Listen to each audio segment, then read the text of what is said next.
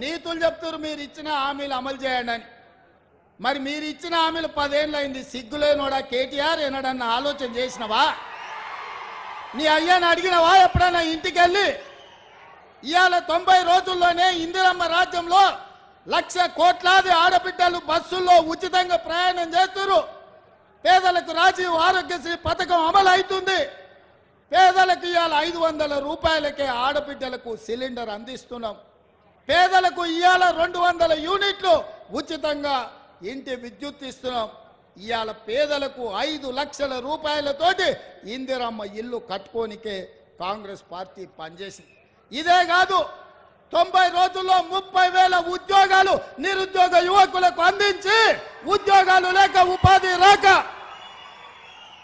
దిల్సుఖ్ నగర్లను, అశోక్ నగర్లను, అమీర్పేట్లను, కుక్కట్పల్లిలను వివిధ చౌరస్తాలలో తల్లిదండ్రులకు ఊరుకొచ్చి ముఖం చూపించుకోలేక రూపాయి కూడబెట్టి ఉపాధి హామీ కూలీ పైసలు పెట్టి తల్లిదండ్రులు పిల్లల్ని పట్నం పంపి చదివిస్తే కొలువులు రాక పరీక్షలు పెట్టక పెట్టిన పరీక్షల ప్రశ్నపత్రాలు జిరాక్స్ సెంటర్ల పల్లి బఠానీల అమ్ముతుంటే ఆ దుఃఖంతో పిల్లలు ఆత్మహత్యలు చేసుకుంటే ఈ గాడిద కొడుకులు ఒక్క రోజైనా చచ్చిపోయిన వాళ్ళని పలకరించిందా అని నేను అడుగుతున్నా. సిగ్గు కాకుండా హరీష్ రావు మాట్లాడుతుండు. నేను మొన్న కూడా ఇవాళ కూడా చెప్తున్నా, దూలం లెక్క పెరిగింది కానీ దూడకున్న బుద్ధి కూడా లేదయా. ఇక అలా బామాడుతున్నాడు. ఇక ఆయన చాలా మాట్లాడుతుడు. ఆ పేడమూతి బోడలింగానికి నేను చెప్పదలుచుకున్నా, అరే సన్నాసి, మీ ఇద్దరిని బిల్లారంగా అన్నాం. బీఆర్ఎస్ అంటేనే బిల్లారంగా సమితిరా, దొంగలరా, తోడు దొంగలరా మీరంతా. ఈ రాష్ట్రాన్ని దేశాన్ని కొల్లగొట్టిన దొంగలరా. మీ అయ్యొక్క చార్లెస్ శోభారాజురా. ఈ రాష్ట్రాన్ని దేశాన్ని అంతర్జాతీయ స్థాయిలో పరువు తీసి కాళేశ్వరాన్ని కూలగొట్టి మేడిగడ్డ మేడిపండై అన్నారం ఇవాళ పగిలిపోయి సుందిళ్ళ సంకనాకడానికి పోయిందిరా మీ పాపాల పణ్యమే. ఇట్లాంటి పాపాలు చేసి ఇలా రాజీవ్ సాగర్, ఇందిరాసాగర్ ప్రాజెక్టులు మనం కడితే సీతారామ ప్రాజెక్టు, భక్తరామదాసు ప్రాజెక్టు అని పేర్లు మార్చి 1000 కోట్లు కొల్లగొట్టి ఖమ్మం జిల్లాకి ఇవాళ తాగడానికి నీళ్లు లేని పరిస్థితులు కల్పించిన దరిద్రులారా, మీరు వచ్చి మా గురించి మాట్లాడే.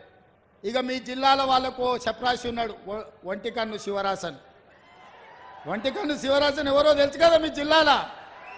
మరి ఇప్పుడు ఆయన ఏడున్నాడు, అంతకుముందు నీలిగిండు, మన వాళ్ళ మీద కేసులు పెట్టిండు ఇవాళ. అందుకే మిత్రులారా, మీరు ఆలోచన చేయండి. బీఆర్ఎస్ బీజేపీ కుమ్ముక్కైంది. ఇవాళ వాళ్ళిద్దరు ఒక్కటై కాంగ్రెస్ను ఓడించాలని కుట్రలు చేస్తారు. బీజేపీ వాళ్ళు 9 సీట్లు ప్రకటించారు. బీఆర్ఎస్ వాళ్ళు ఆ సీట్లలో అభ్యర్థులను ఎవరిని ప్రకటిస్తలేరు. ఎందుకంటే వాళ్ళు పోయి ప్రచారం చేసుకోవాలి. బీఆర్ఎస్ వాడు కూడా 4 సీట్లు ప్రకటించాడు. ఆడ కూడా బీజేపీ వాడు టికెట్లు ప్రకటిస్తలేడు. వీళ్ళ అవగాహన ఎట్లుందో చూడండి. ఎందుకే నామనాగేశ్వరరావుకి టికెట్ ఇవ్వవా? ఖమ్మం జిల్లాలో ఎందుకో ప్రకటించలేదు? ఎందుకు ప్రకటించలే? నీ పార్టీ దిక్కు లేదా? ఈ పక్కలే మహబూబాబాద్లో మాలోతు కవిత గారు మీ సిట్టింగ్ ఎంపీ కదా, ఆమె టికెట్ ఇవ్వవా? ఆమెనెందుకు ప్రకటించలే?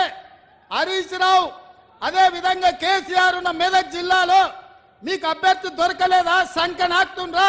మెదక్ జిల్లా పార్లమెంట్ అభ్యర్థిని ఎందుకు మీరు ప్రకటించలే? నిజామాబాద్లో నీ బిడ్డనే పోటీ చేసింది కదా పోయినసారి. ఈసారి నీ బిడ్డకు నిజామాబాద్లో టికెట్ ఇయ్యవా? మళ్ళీ అక్కడి జనాలు బండకేసి కొడతారని నీకు అనుమానం వచ్చిందా? ఆలుగడ్డ శ్రీనివాస్ యాదవ్ మొన్నటి వరకు నీకు మంత్రే ఉండే కదా. సికింద్రాబాద్ మళ్ళీ ఎందుకు ఆయన కొడుకు ఆయనకు టికెట్ ఇయ్యలేదు ఎందుకని నేను అడుగుతున్నా. అంటే ఇవాళ కలిసి కనిపిస్తే తెలంగాణ ప్రజలు చెప్పుతో కొడతారని చీకట్ల ఒప్పందం చేసుకొని ఒకడు అలాయి బలాయి చేసుకొని మోడీ కేడీ కలిసి కాంగ్రెస్ పార్టీ మీద కుట్ర చేస్తారు. ఎందుకంటే తెలంగాణలో ఇవాళ ఇందిరమ్మ రాజ్యంలో అభయహస్తం పథకాలు అమలు చేస్తుంటే 14 సీట్లు స్పష్టంగా కాంగ్రెస్ గెలుస్తుంది. తెలంగాణ గడ్డ మీద కాంగ్రెస్ జెండా ఎగురుతుందని గుర్తించింది కాబట్టి ఇవాళ ఇద్దరు కలిసి కుట్ర చేస్తున్నారు. రోజుకోసారి డాక్టర్ లక్ష్మణ్ అంటున్నాడు ఎన్నికలు అయిన తర్వాత ఈ ప్రభుత్వం ఉండదని. నేను అడగదలుచుకున్న డాక్టర్ లక్ష్మణ్, అయ్యా నీ దగ్గర ఉన్నది 8తో ప్రభుత్వాన్ని ఎట్లా ఏర్పాటు చేస్తావు చెప్పని నేను అడుగుతున్నా. అంటే బీఆర్ఎస్ బీజేపీ ఒక్కటై కుమ్ముకై కుట్ర చేసి ఈ ప్రభుత్వాన్ని పడగొట్టాలన్న ఆలోచన చేస్తున్నారు. అందుకే బీఆర్ఎస్ ఎమ్మెల్యేలు చాలా మంది అన్న ఇందిరమ్మ రాజ్యం ఉండాలి, ఇన్నేళ్లు మేము ఆ పార్టీలు ఉన్నా ఒక్కరోజు కూడా ముఖ్యమంత్రి మా గల్వలే, మా మాట వినలే, ఆయన ఎట్లుంటాడో మేము చూడలేదు. కానీ మీ ప్రభుత్వం వచ్చిన తర్వాత మీ మంత్రులు సచివాలయంలో ఉండరు, మీరు ఇంటికి వచ్చినా కలుస్తున్నారు, సచివాలయంలో కలుస్తున్నారు, పేదల్ని కలుస్తున్నారు, కార్యకర్తల్ని కలుస్తున్నారు, ఆడబిడ్డల్ని కలుస్తున్నారు, అధికారులను కలుస్తున్నారు, సమీక్షలు చేస్తున్నారు, అభివృద్ధి చేస్తున్నారు. 5 ఏళ్ళు మీ ప్రభుత్వాన్ని కాపాడే బాధ్యత మాది అని బీఆర్ఎస్ ఎమ్మెల్యేలు వచ్చి అందరు నాకు కలిసి చెప్పిపోతున్నారు. ఒకవేళ నేను అనుకుంటే గేట్లు తెరిస్తే కేసీఆర్ నువ్వు నీ అల్లుడు నీ ఇంటోళ్ళు తప్ప మొత్తం కాంగ్రెస్ పార్టీ కండువ కప్పుకొని ఇందిరమ్మ రాజ్యాన్ని కాంగ్రెస్ ప్రభుత్వానికి అండగా నిలబడతారు. ఇవాళ మన మిత్రుడు వెంకట్రావు గారు కూడా ఇక్కడికి వచ్చి మనకు మద్దతుగా నిలబడ్డాడు. అంటే మేము మర్యాదపూర్వకంగా రాజకీయ నీతిజ్ఞతో ఇవాళ రాజకీయాలు చేయాలనుకుంటున్నాం. మీరు మా ప్రభుత్వాన్ని పడగొట్టాలనే కుట్ర మోడీ కేడీ కలిసి చేస్తే చూస్తూ ఊరుకుంటామని అనుకోకండి. మాకు తెలుసు, లోతు తెలుసు, ఎత్తు తెలుసు, పెడితే ఎక్కడికి వెళ్ళుతో కూడా తెలుసు బిడ్డ. మాకు అనుకుంటురేమో మీరు అల్లా తప్పకు వచ్చిండు అయ్య పేరు చెప్పుకుండాని. బిడ్డ నల్లమల నుంచి తొక్కుకుంట ప్రగతి భవన్ లో బద్దలు కొట్టి నిన్ను బజార్లకు ఇడ్చి ఇందిరమ్మ రాజ్యం కాంగ్రెస్ ప్రభుత్వాన్ని తీసుకొచ్చినాం. అందుకే చివరిగా ఒక్క మాట చెప్పదలుచుకున్నా, మాతో గోక్కోవద్దు బిడ్డ, గోక్కున్నాడు ఎవడు బాగుపడాలి. చాలా మంది ఇట్లా అనుకున్నారు, ఎన్నికల కంటే ముందు కాంగ్రెస్ ఏడుందని అన్నారు. ఇలా సన్నాసులకు చెప్తున్న మనుగూరు వచ్చి చూడు కాంగ్రెస్ ఏడుందో చెప్తారు. ఈ వేదిక మీద చూడుండ్రి, గా కింద మా కార్యకర్తల్ని చూడుండ్రి. మా కార్యకర్తల సప్పులకు మీ గుండెలు పగిలి సావాలి బిడ్డ. అందుకే మిత్రులారా, మా పాయం వెంకటేశ్వర్లు గోదావరి కరకట్ట నిర్మాణాల గురించి చెప్పిండు. మా పాయం వెంకటేశ్వర్లు గోదావరి వరద ముంపు గ్రామాల కుటుంబాలకు ఇండ్ల పట్టాలు ఇవ్వాలి, ఇండ్లు ఇవ్వాలని చెప్పిండు. సీతారామ ప్రాజెక్టుకు సంబంధించి ఇంకా కొంత అభివృద్ధి చేయాలని చెప్పిండు. అదేవిధంగా పులుసుబంత ప్రాజెక్టు నిర్మాణం చేపట్టాలని చెప్పిండు. పోడు భూముల పట్టాలు ఇవ్వాలని చెప్పిండు. ఇంకా చాలా విషయాలు మా మిత్రుడు పాయం వెంకటేశ్వర్లు తీసుకొచ్చిండు. అందుకే మా పెద్దలు బట్టి విక్రమార్క గారికి, పొంగులేటి శ్రీనివాసరెడ్డి గారికి, అదేవిధంగా అన్న ఉత్తమ్ కుమార్ రెడ్డి గారికి ఈ ప్రాజెక్టులకు సంబంధించి అన్ని సవివరంగా సమీక్షించి వీటన్నిటిని చేసే బాధ్యతను కాంగ్రెస్ పార్టీ తీసుకుంటుంది. కాంగ్రెస్ పార్టీ ఇదంతా చెయ్యాలి అంటే మీరందరూ కాంగ్రెస్ పార్టీకి అండగా నిలబడాలి.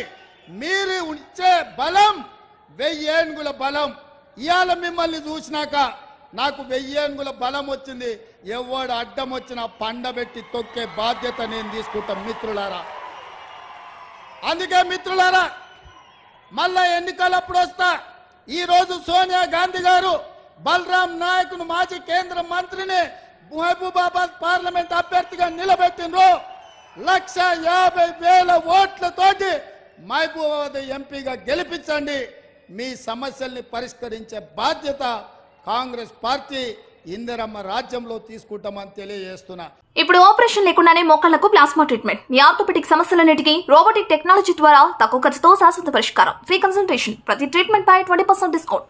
ఈ ఆఫర్ కొద్ది రోజులు మాత్రమే. త్వరపడండి. V9 hospitals 9281465842.